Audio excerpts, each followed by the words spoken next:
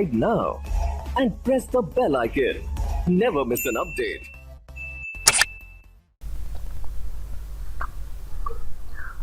আইটিউব India চ্যানেলে সবাইকে স্বাগত। আজকে আমি West Bengal council of higher secondary এডুকেশনের ইতিহাসে সাজেশন দিচ্ছি। 2021-এর জন্য 21-এর হায়ার সেকেন্ডারি পরীক্ষার জন্য নতুন সিলেবাস করা হয়েছে, সংশোধিত সিলেবাস অনুযায়ী এই সাজেশনটা দেওয়া। এবং আরেকটা কথা, পুরো কথাগুলো শুনলে যদি নোটসটা পেতে চাও, তো আমি এই ভিডিওর মাঝে একটা কোড দেবো, সেই কোডটা আমার হোয়াটসঅ্যাপ নাম্বারে সেন্ড করবে, তবেই পিডিএফ নোটসটা পাবে। যতগুলো সাজেশন রয়েছে, সাজেশনের কোশ্চেন রয়েছে, সেগুলোর অ্যান্সার আমি ওই নোটসে দিচ্ছি এবং শর্ট কোশ্চেনের সাজেশনও দেওয়া হবে।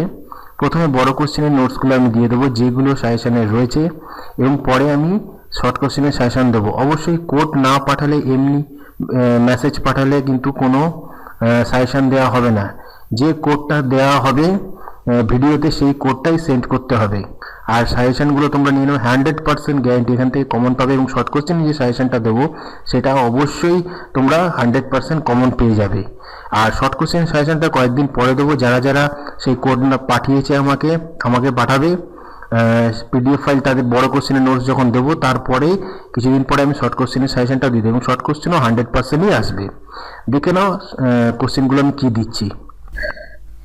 আগে দেখে নাও যেগুলো বাদ গেছে এবারে 2021 সালের পরীক্ষার জন্য, যে চ্যাপ্টারগুলো বাদ দিয়ে দিয়েছে West Bengal council of higher secondary education, সেগুলো দেখে নাও।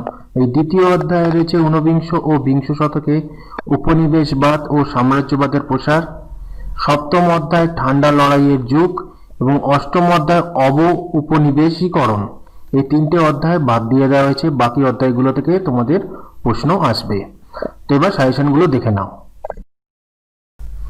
তো যেগুলো লাল কালারে রয়েছে সেগুলো সবচেয়ে গুরুত্বপূর্ণ, এগুলো ভালো করে পড়বে। কোশ্চেন অনেকগুলো রয়েছে, কিন্তু লাল কালারে যেগুলো রয়েছে সেগুলো বেশি গুরুত্বপূর্ণ।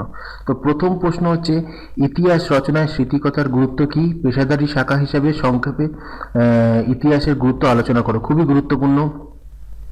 মিথ ও লিজেন্ড বলতে কি বোঝো? অতীত বিষয়ে ধারণা কে, এরা কিভাবে রূপদান করে? জাদুঘর কাকে বলে? অতীত পুনর্গঠনে জাদুঘরের ভূমিকা আলোচনা করো। তো এই লাল কালারগুলো বেশি গুরুত্বপূর্ণ, কিন্তু বাকিগুলো গুরুত্বপূর্ণ, কিন্তু বেশি গুরুত্বপূর্ণ হচ্ছে যেগুলো লাল কালারে রয়েছে, স্টার দেওয়া রয়েছে। পরের কোশ্চেন, লোককথার সঙ্গে ইতিহাসের সাদৃশ্য লেখো। অতীত সময়কে তুলে ধরার ক্ষেত্রে লোককথার ভূমিকা বিশ্লেষণ করো। পরের প্রশ্ন, আধুনিক ইতিহাস লিখন পদ্ধতি সম্পর্কে সংক্ষেপে আলোচনা করো।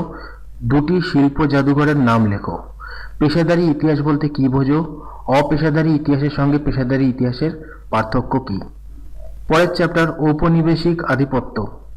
ব্রিটিশ শাসনকালে ইউরোপীয়দের উদ্যোগে ভারতে বিভিন্ন শিল্পের বিকাশের বিবরণ দাও। পরের প্রশ্ন, পলাশী ও বক্সারের যুদ্ধের তুলনামূলক আলোচনা করো। এটি খুবই গুরুত্বপূর্ণ। ব্রিটিশ শাসনকালে দেশীয় উদ্যোগে শিল্পের বিকাশের পথে বাধাগুলি কি ছিল? দেশীয় উদ্যোগে ভারতে বিভিন্ন শিল্পের বিকাশের বিভিন্ন বিবরণ দাও। ইস্ট ইন্ডিয়া কোম্পানির আমলে ভারতের বিভিন্ন ভূমি রাজস্ব ব্যবস্থা সম্পর্কে লেখো। খুবই গুরুত্বপূর্ণ। ভারত ও চীনে ঔপনিবেশিক শক্তিগুলির আধিপত্যের তুলনামূলক আলোচনা করো।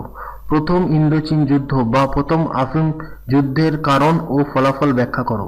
চিরস্থায়ী বন্দোবস্ত প্রবর্তনের ফলাফল বর্ণনা করো। খুবই গুরুত্বপূর্ণ প্রশ্ন। ক্যান্টন বাণিজ্যের বৈশিষ্ট্যগুলি কি ছিল? এই বাণিজ্যের অবসান কেন হয়? খুবই গুরুত্বপূর্ণ। ব্রিটিশ শাসনকালে ভারতের শিল্প বাণিজ্যের ধ্বংসের কারণ ও ফলাফল উল্লেখ করো। ভারতে রেলপথ স্থাপনের ঘটনা এই দেশের অর্থনীতিতে কি প্রভাব ফেলেছিল? খুবই গুরুত্বপূর্ণ। চীনের ওপর আরোপিত বিভিন্ন অসম চুক্তির পটভূমি ও শর্তগুলি লেখো। চীনের অর্থনীতির ওপর এই চুক্তির কি প্রভাব পড়েছিল? পরের অধ্যায়, ভারতের সমাজ সংস্কারক হিসেবে রামমোহনের অবদান আলোচনা করো। ডিরোজিওর নেতৃত্বাধীন নব্যবঙ্গ আন্দোলনের বিবরণ দাও। এই আন্দোলনের ব্যর্থতার কারণ কি? শিক্ষা ও সমাজ সংস্কারের ক্ষেত্রে ঈশ্বরচন্দ্র বিদ্যাসাগরের অবদান কি ছিল? ধর্ম ও সমাজ সংস্কারে এবং জাতীয়তাবাদের প্রসারে স্বামী বিবেকানন্দের ভূমিকা সম্পর্কে আলোচনা করো। চীনের চৌঠা মে আন্দোলনের কারণগুলি বিশ্লেষণ করো। এই আন্দোলনের প্রভাব আলোচনা করো। ঔপনিবেশিক ভারতের শিল্পায়নের সামাজিক প্রভাব সম্পর্কে আলোচনা করো। ভারতের শিল্প শ্রমিকদের উদ্ভব ও বিকাশ সম্পর্কে আলোচনা করো। ভারতীয় সমাজ সংস্কার আন্দোলনের ফল কি হয়েছিল? কি দেখা দিয়েছিল? সমাজ সংস্কারের আন্দোলনের প্রভাবে ব্রিটিশ সরকার এদেশে কি উদ্যোগ গ্রহণ করেছিল? পাশ্চাত্য শিক্ষার প্রভাবে চীনে কিভাবে বুদ্ধিজীবী শ্রেণীর উদ্ভব হয়? চীনের তাইপিং বিদ্রোহ সম্পর্কে একটি টিকা লেখো। আলিগড় আন্দোলন সম্পর্কে লেখো। রাওলাট আইন সম্পর্কে লেখো। আরেকবার একটা বলে দিচ্ছি যে আলিগড় আন্দোলন সম্পর্কে লেখো, এটা সৈয়দ আহমেদ খানের ভূমিকা, এইভাবেও কোশ্চেনটা আসতে পারে। পরের চ্যাপ্টারে রাওলাট আইন সম্পর্কে লেখো, অথবা রাওলাট আইনের উদ্দেশ্য ও শর্তাবলী উল্লেখ করো। এই আইনের বিরুদ্ধে ভারতীয়দের প্রতিক্রিয়া কি ছিল? মিরাট ষড়যন্ত্র মামলার প্রেক্ষাপট আলোচনা করো। এর পরিণতি কি হয়েছিল? প্রথম বিশ্বযুদ্ধের পরবর্তীকালে ব্রিটিশ ঔপনিবেশিক ভারতের শিল্পের বিকাশ সম্পর্কে লেখো। বাংলায় 50-এর মন্বন্তরের কারণ ও ফলাফল লেখো। মন্টেগু চেমস্ফোর্ড সংস্কার কি? এর বৈশিষ্ট্য লেখো। 1909-এর ভারত শাসন আইন অর্থাৎ মরলে মিন্টো আইন কি ছিল তা সম্পর্কে লেখো।